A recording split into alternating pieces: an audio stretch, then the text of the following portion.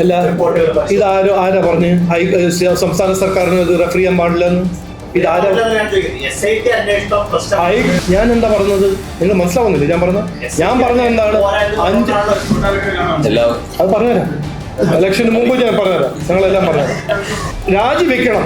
വീണ ജോർജിന് ശകലം ഉളുപ്പുണ്ടെങ്കിൽ, ഇത് ബഹുമാനപ്പെട്ട മുഖ്യമന്ത്രി തന്നൊരു ഉപദേശമാണ്. നമ്മുടെ ബഹുമാനപ്പെട്ട മുഖ്യമന്ത്രിയുടെ ഒരു ഡയലോഗുണ്ട്, എനിക്ക് ഏറ്റവും പിടിച്ചൊരു ഡയലോഗാണ്. ആശുപത്രിയിൽ മരുന്ന് വാങ്ങാൻ കാശില്ല, എക്യുപ്മെന്റ് വാങ്ങാൻ കാശില്ല, രോഗികൾ ഗവൺമെന്റ് ആശുപത്രിയിൽ പോയി മരിക്കുന്നു. കഴക്കൂട്ടം MLA മന്ത്രി, മുൻ ദേവസ്വം മന്ത്രിയായ കടകംപള്ളി സുരേന്ദ്രന്റെ അറസ്റ്റ്. ഇന്ന് രണ്ട് കാര്യമാണ് ഇന്ന് പറയാൻ ഞാൻ ആഗ്രഹിക്കുന്നത്. ഒന്ന് ശബരിമലയും, മറ്റേത് ഇവിടെ തകർന്നു കിടക്കുന്ന ആരോഗ്യ മേഖല. ഈ ശബരിമലയെ കുറിച്ച് ഞാൻ ഒക്ടോബർ 3 നടത്തിയ പ്രസ് കോൺഫറൻസ്, ഞങ്ങളുടെ ആദ്യത്തെ പ്രസ് കോൺഫറൻസിൽ ഞാൻ പറഞ്ഞു, ഈ സംസ്ഥാനത്തിൻ്റെ മുഖ്യമന്ത്രിയും ആഭ്യന്തരമന്ത്രിയായ ബഹുമാനപ്പെട്ട പിണറായി വിജയൻ ഇതിനെ കവറപ്പ് ചെയ്യാൻ ശ്രമിക്കും എന്ന് അന്ന് ഞാൻ ഫോർകാസ്റ്റ് ചെയ്ത ഒരു കാര്യം. അദ്ദേഹം അന്ന് തന്നെ പറഞ്ഞതാണ് ഇതൊരു വീഴ്ചയാണ്. അത് കഴിഞ്ഞിട്ട് ഇനിയിപ്പോ 4.5 മാസമായി, 5 മാസമായി SIT അന്വേഷിച്ചിട്ട് ഇന്ന് എന്താണ് നമ്മൾ കാണുന്നത്? ഈ കൊള്ള ചെയ്തത് ആരാണെന്ന് ഇന്ന് ആർക്കെങ്കിലും കൃത്യമായൊരു ഒരു ഇൻഫർമേഷൻ ഉണ്ടോ? ഇല്ല. എന്നിട്ട് തന്ത്രി 2 ദിവസം മുമ്പ് തന്ത്രിനെ റിലീസ് ചെയ്യുമ്പോൾ ബഹുമാനപ്പെട്ട ഹൈക്കോർട്ട് എന്താ പറഞ്ഞത്? തന്ത്രിനെതിരെ ഒരു അയോട്ട ഓഫ് എവിഡൻസ് ഇല്ല. അപ്പോൾ ഇന്ന് ചോദിക്കേണ്ടത്, ഈ തന്ത്രിനെ എന്തിനാണ് ഇവരെ അറസ്റ്റ് ചെയ്തത്? ഒരു അയോട്ട ഓഫ് എവിഡൻസ് ഇല്ല എന്ന് കോർട്ട് പറയുന്നു. പിന്നെ എന്തിനാണ് തന്ത്രിനെ പെട്ടെന്ന് അറസ്റ്റ് ചെയ്തത്? ഞാൻ അതിനെക്കുറിച്ച് പറയാൻ ആഗ്രഹിക്കുന്നു. ഇവര് ദേവസ്വം ബോർഡ് ചെയർമാനും അവരെല്ലാം അറസ്റ്റ് ചെയ്ത് ചോദിച്ച് അറസ്റ്റ് ചെയ്യുന്ന സമയത്ത് അടുത്ത സ്റ്റെപ്പ് കടകംപള്ളി സുരേന്ദ്രന്റെ ചോദ്യവും കഴക്കൂട്ടം MLA മന്ത്രി, മുൻ ദേവസ്വം മന്ത്രിയായ കടകംപള്ളി സുരേന്ദ്രന്റെ അറസ്റ്റ് ഇന്ന് ജനങ്ങളുടെ ശ്രദ്ധ തിരിക്കാൻ ആണ് തന്ത്രിനെ അറസ്റ്റ് ചെയ്തത്. ഇതിൽ ആർക്കും ഒരു സംശയമില്ല, ഞങ്ങൾക്കൊരു സംശയമില്ല. കാരണം കോർട്ട് തന്നെ പറയുന്നു ഒരു അയോട്ട ഓഫ് എവിഡൻസ് ഇല്ല. അപ്പോൾ അയോട്ട ഓഫ് എവിഡൻസ് ഇല്ലാണ്ട് എന്തുകൊണ്ടാണ് തന്ത്രിനെ അറസ്റ്റ് ചെയ്തത്? ശ്രദ്ധ തിരിക്കാൻ, ആരെ സംരക്ഷിക്കാൻ? കടകംപള്ളി സുരേന്ദ്രൻ, കഴക്കൂട്ടം MLA, മുൻ ദേവസ്വം മന്ത്രി, ഇന്നത്തെ ഏറ്റുമാനൂർ MLA, ദേവസ്വം മന്ത്രി വാസവൻ. മനസ്സിലായില്ലേ? തന്ത്രിനെ അറസ്റ്റ് ചെയ്തു. ഇനിയിപ്പോ ഇവരെ രണ്ടുപേരെ കുറിച്ച് ഒരു വാക്ക് മാധ്യമ സുഹൃത്തും പറയുന്നില്ല, നമ്മുടെ ഡിസ്കോഴ്സിൽ നടക്കുന്നില്ല, SITയും ചോദ്യം ചെയ്യുന്നില്ല. അപ്പോ ഞാൻ ഇന്ന് പറയാൻ ആഗ്രഹിക്കുന്നത്, ബഹുമാനപ്പെട്ട മുഖ്യമന്ത്രി മുൻ ദേവസ്വം മന്ത്രിനെയും ഇപ്പോഴത്തെ ദേവസ്വം മന്ത്രിനെയും സംരക്ഷിക്കാൻ ശ്രമിച്ചു, ഇന്നും ശ്രമിക്കുന്നുണ്ട്, ഇനിയും ശ്രമിക്കുന്നുണ്ട് എന്ന് കൃത്യമായി ഇന്ന് നമ്മൾക്ക് എല്ലാവർക്കും മനസ്സിലാവാൻ കഴിയുന്നുണ്ട്. ഇതിനെ കവറപ്പ് ചെയ്യാനോ ഇതിനൊരു സ്ലിപ്പപ്പ് വീഴ്ചയായിട്ട് കാണിക്കാൻ ബഹുമാനപ്പെട്ട മുഖ്യമന്ത്രിന്റെ ശ്രമങ്ങൾ ഞങ്ങൾ അതിനെ എക്സ്പോസ് ചെയ്യും. വരാൻ പോകുന്ന കാലത്ത് അതിനെക്കുറിച്ച് ഞങ്ങൾ കുറെ കാര്യങ്ങൾ ചെയ്യും. അതൊന്ന്. രണ്ടാമത്തത്, മറ്റൊരു മന്ത്രി വീണ ജോർജ്, അരമുള MLA ഹെൽത്ത് ആരോഗ്യമന്ത്രിയായ വീണ ജോർജ്, നമ്മുടെ ബഹുമാനപ്പെട്ട മുഖ്യമന്ത്രിയുടെ ഒരു ഡയലോഗുണ്ട്, എനിക്ക് ഏറ്റവും പിടിച്ചൊരു ഡയലോഗാണ്. സർക്കാരിലിരിക്കുമ്പോൾ പ്രതിബദ്ധതയും ആത്മാർത്ഥമായി പ്രവർത്തിക്കണം, അത് ചെയ്യാൻ കഴിഞ്ഞില്ലെങ്കിൽ ശകലെങ്കിലും ഉളുപ്പുണ്ടെങ്കിൽ രാജിവെച്ച് പോകണം. ഇത് 2016 നമ്മുടെ ബഹുമാനപ്പെട്ട മുഖ്യമന്ത്രിയുടെ ഡയലോഗാണ്. പ്രതിപക്ഷ പാർട്ടി നേതാവായിരുന്നു. അപ്പോൾ ആ ഡയലോഗ് ഇന്ന് ഞാൻ വീണ ജോർജിന് മുമ്പിൽ പറയാൻ ആഗ്രഹിക്കുന്നു.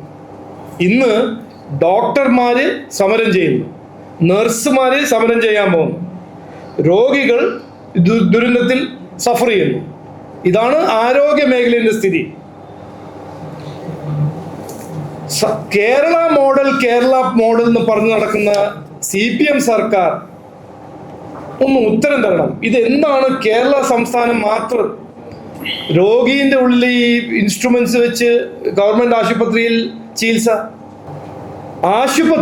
ഗവൺമെന്റ് ആശുപത്രികൾ ഇന്ന് ഒരു പ്രിമിറ്റീവ്, ഒരു പഴയ കാലത്തെ പൊളിഞ്ഞു കിടക്കുന്ന ട്രീറ്റ്മെന്റ് സെന്റേഴ്സ് ആയിട്ട് മാറ്റിയ ആരോഗ്യമന്ത്രിയാണ് വീണ ജോർജ്.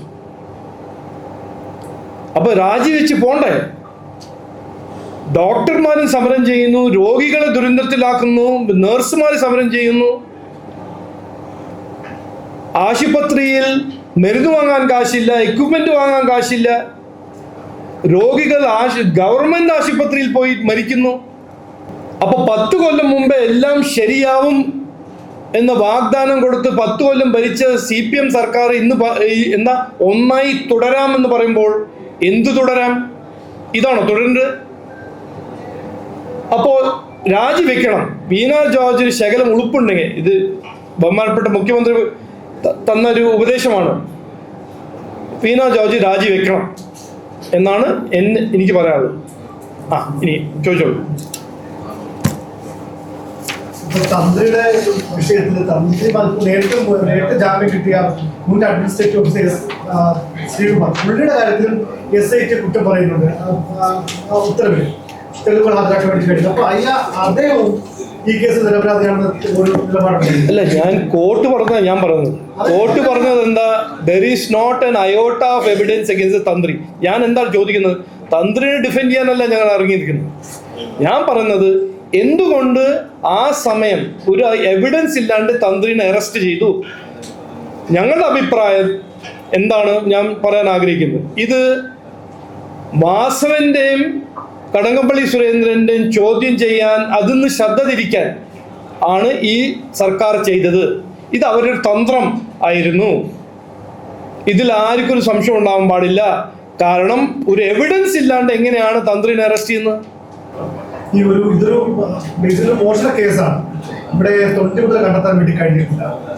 ഈ മുതൽ വിറ്റ് ഏതെങ്കിലും തരത്തിലുള്ള ലാഭം ഉണ്ടാക്കിയതായി കണ്ടെത്താൻ വേണ്ടി കഴിഞ്ഞിട്ടില്ല. കുറെ അറസ്റ്റുകൾ ഈ SIT നടത്തിയതല്ലാതെ ഇതെന്താണ് ഈ അന്വേഷണത്തിൽ പുറത്തേക്ക് വന്നത്? അല്ല, അതല്ല ഞാൻ പറയുന്നത്. 5 മാസം കഴിഞ്ഞു. 5 മാസം മുമ്പേ ബഹുമാനപ്പെട്ട മുഖ്യമന്ത്രി പറഞ്ഞു ഇതൊരു വീഴ്ചയാണ്.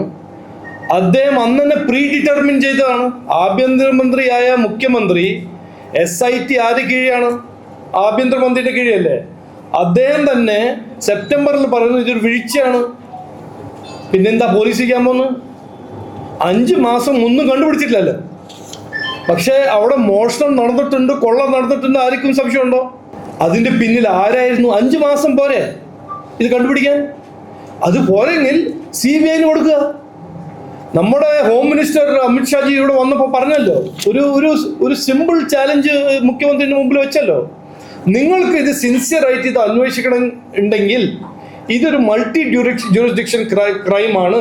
അത് ചെന്നൈൻ്റെ ഇതിൽ ഭാഗമുണ്ട്, കർണാടകൻ്റെ ഇൻവോൾവ്മെന്റ് ഉണ്ട്. CBIക്ക് റെഫർ ചെയ്യും. അത് എന്തുകൊണ്ട് ചെയ്യുന്നില്ല? അത് നിങ്ങൾ തന്നെ ചോദിക്കണം. മുഖ്യമന്ത്രിയോട് ഇന്ന് മുതൽ ചോദിക്കേണ്ടത്, നിങ്ങൾ എന്തുകൊണ്ട് CBI വഴി ഇത് അന്വേഷിക്കുന്നില്ല? നിങ്ങൾ SIT ഫെയിൽ ചെയ്യുന്നുണ്ടല്ലോ. SIT 5 മാസം കഴിഞ്ഞിട്ട് ഇതുവരെ ഒന്നും കണ്ടുപിടിച്ചിട്ടില്ലല്ലോ. അല്ല, അതല്ല ഞാൻ പറഞ്ഞപ്പോ. അല്ല, അതൊരു കോർട്ട് വഴി. ഓക്കെ, മുഖ്യമന്ത്രി അല്ലേ ഇവിടുത്തെ ലോ ആൻഡ് ഓർഡർ ഇൻചാർജ്? മുഖ്യമന്ത്രിന്റെ ഉത്തരവാദിത്തം അല്ലേ ഇത് കണ്ടുപിടിക്കാൻ? ഹൈക്കോർട്ട് മോണിറ്റർ ചെയ്ത ഒരു കേസല്ലേ? അപ്പൊ അതില് സംസ്ഥാന സർക്കാരിനാണോ എന്തെങ്കിലും ഒരു ഇൻഫ്ലുവൻസ് ചെലുത്താൻ പറ്റുമോ? ഹൈക്കോടതി ഓരോ ദിവസവും കൃത്യമായി റിപ്പോർട്ടുകൾ ഇത് ആരാ പറഞ്ഞു സംസ്ഥാന സർക്കാരിന് ഇത് റെഫർ ചെയ്യാൻ പാടില്ലെന്ന്? ഹൈക്കോടതിക്ക് തോന്നാത്ത പ്രശ്നം എങ്ങനെയാണ് BJPക്ക് തോന്നുന്നത്? എന്ത് SIT അന്വേഷണത്തിലുള്ള പ്രശ്നം എന്താ? SIT എന്താ കണ്ടുപിടിച്ചിരിക്കുന്നു? ഞാൻ എന്താ പറഞ്ഞത്?